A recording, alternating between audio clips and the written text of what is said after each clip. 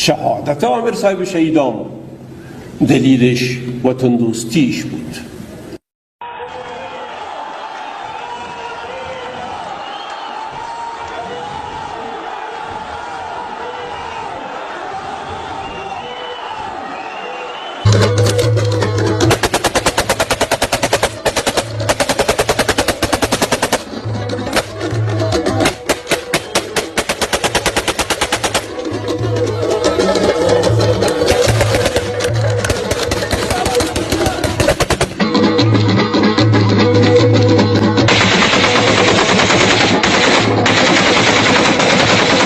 خاطره های مارشال صاحب اینجا آمدیم، نامشه که یاد میکنیم خوشحال میشیم. مارشال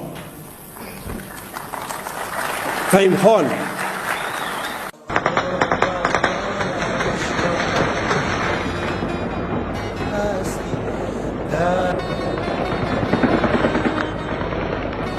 روز شهادت شهید احمد شاه مسعود چه کارا میکنین امروز؟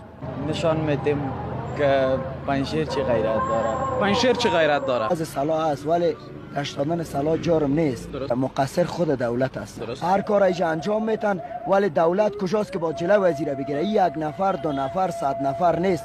بیش از در کاروان اگر شما ایجا ببینه بیش از هزارها نفر است. تشکیل کاروانات چی است؟ به خاطر چی کارا میکنن؟ این به خاطر که پیشتر ما گفتم یا میخواین که امو قدرت خود بر مردم نشان بدن.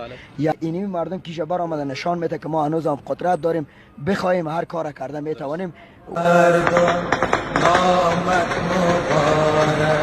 نامت مبارک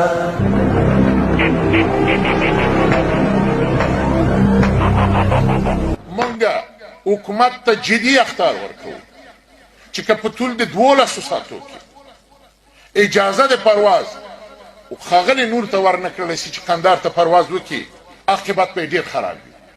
او ډاکټر صاحب غني دویم متفکره خوښه دی چې مشوره یې ګڼي، اخطار یې ګڼي، د یو دوست نصیحت یې ګڼي. 12 ساعتو کې خپل مېلمه مونږ په لوی قندار کې غواړو او په دې غونډه کې شریک غواړو. کنی بیا ګیله دی د خپل لځانه